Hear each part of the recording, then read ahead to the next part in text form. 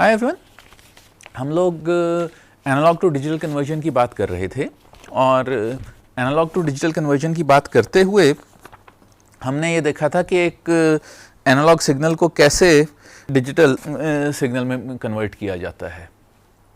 तो क्योंकि analogue signal को डिजिटल सिग्नल में कन्वर्ट कर लिया है हमने, तो अब है कि हमारे पास एक एनालॉग सिग्नल xt था जिसे हमने एनालॉग टू डिजिटल कन्वर्जन करके और XBN में बदल लिया है, जहाँ की XBN बिट्स की स्ट्रिंग्स का एक सीक्वेंस है। तो हर n पर एक बिट स्ट्रिंग आ रही है। इसे मैं x बार n भी लिख सकता हूँ। x बार n एक लंबा बिट सीक्वेंस है।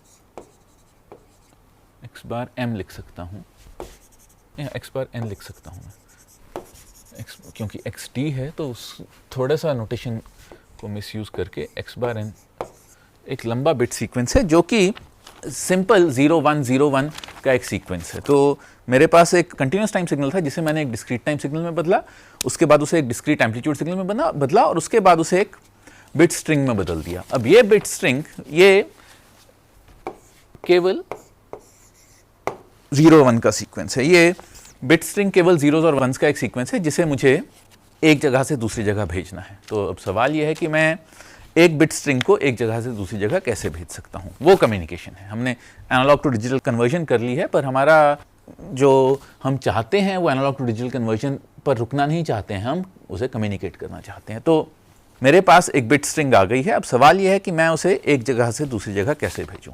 तो इस सवाल का जवाब देने के लिए मुझे ये देखना है कि मुझे उसे कैसे भेजना है। तो नेचुरली उसका जवाब होगा कि मुझे उसे एक चैनल पर से भेजना है। अब वो चैनल क्या है? चैनल एक फिजिकल मीडियम है।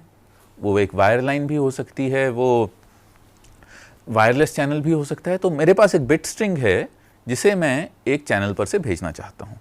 अब यहाँ पर जो प्रॉब्लम है, जो इंटरेस्टिंग बात है वो कि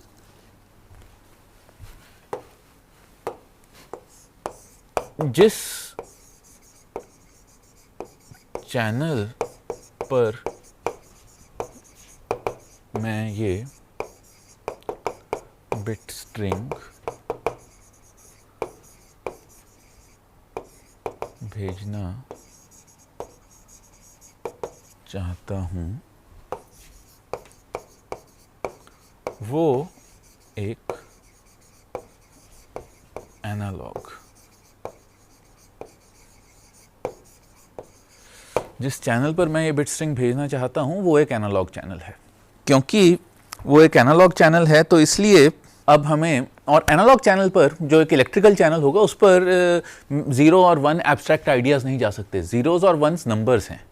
हम नंबर्स आपके और मेरे दिमाग में हो सकते हैं, नंबर्स हमारे, या नंबर्स 0 1 बिट्स ऑन ऑफ वो एब्स्ट्रैक्ट आइडियाज़ हैं। उन्हें हम कहीं भी 0 और 1 को बताने के लिए हमें उसे किसी फॉर्म में रिप्रेजेंट करना पड़ेगा। हमें दिखाना पड़ेगा कि 0, मान लीजिए 0 0 वोल्ट है, 1 5 वोल्ट है। अगर मैं उसे सिंबल्स की तरह भी लिखता हूं तो वो 0 और 1 सिंबल्स हैं, वो एब्स्ट्रैक्ट आइडियाज़ नहीं हैं। तो वो 0 और 1 की, जो मैं गोला और डंडा लिखता हूं 0 और 1 लिखने के लिए, वो 0 और 1 के आइडियाज़ की रिप्रेजेंटेशन है। वैसे ही जो मेरे पास एक बिट स्ट्रिंग है जिसमें कि 0 1 एक सीक्वेंस है, ऑन ऑफ, ये एक सीक्वेंस है। मैं उसे 0 1 भी कह सकता हूँ, मैं उसे ऑन ऑफ भी कह सकता हूँ, मैं उसे ट्रू फॉल्स भी कह सकता हूँ।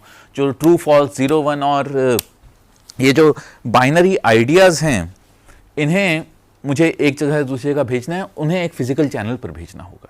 वो फिजिकल चैनल एक वोल्टेज वायर लाइन हो सकती है, वो एक वायरलेस चैनल हो सकता है। तो मुझे, क्योंकि मैं इलेक्ट्रिकल कम्युनिकेशंस की बात कर रहा हूँ, मुझे उसे वोल्टेजेस की तरह भेजना पड़ेगा। तो सबसे आसान तरीका है, या जो अब तक आप अनजाने में करते रहे हैं, आपने डिजिटल सर्किट्स के कोर्स में अगर डिजिटल सर्किट्स की लैब की है तो आपने अनजाने में किया होगा कि आप ये मान लें 0 वोल्ट, 1 5 वोल्ट।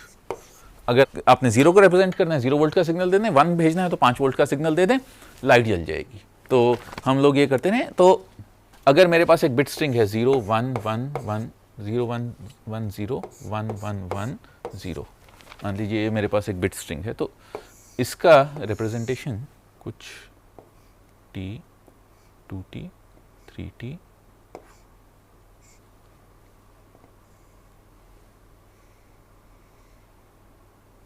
ये, उसके बाद ये, उसके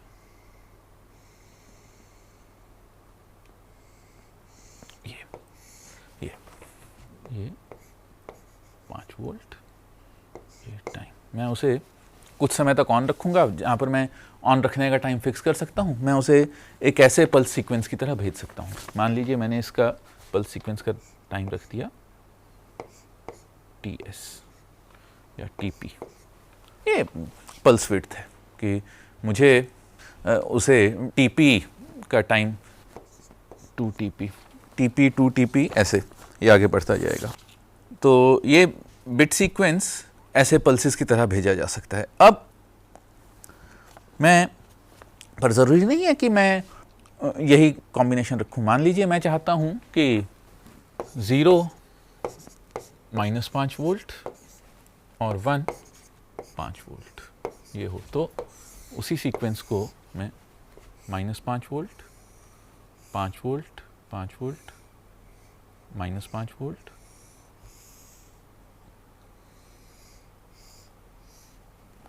ऐसे भी भेज सकता हूँ। ये TP, तो 5 वोल्ट टाइम, ये बिट सीक्वेंस है 0 और ये -5 वोल्ट, 5 वोल्ट 0 -5 वोल्ट ये, तो ये भी हो सकता है। अब मेरे ऊपर है। अब मैं ये चाहता हूँ कि ये पूरा TP ऑन ना रहे, मैं चाहता हूँ कि ये केवल TP में से, मैं चाहता हूँ कि ये पल्स TP में केवल टाउ P ऑन रहे, या इसका पल्स का ऑन टाइम टाउ P हो, तो और 0 अभी भी -5 वोल्ट से हो और 1 5 वोल्ट से। तो -5 5 और ये टाउ P और उसके बाद TP तक ये 0 रहेगा, फिर यहाँ TP से 5 वोल्ट और ये TP प्लस टाउ P, ये TP प्लस ये, फिर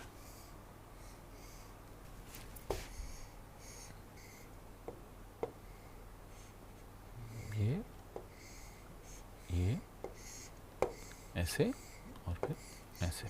तो ये हर पल्स की विड्थ टाउ P है, हर पल्स की विड्थ टाउ P है और ये TP के इंटरवल्स पर शुरू हो रही हैं। तो ये भी एक तरीका हो सकता है। मैं चाहूँ तो कुछ और भी कर सकता हूँ। तो इन्हें, ये जो इन बिट्स को, इन एब्स्ट्रैक्ट आइडियाज़ को फिजिकल चैनल पर भेजने के तरीके हैं, इन्हें लाइन कोड्स कहते हैं। जो बिट्स को और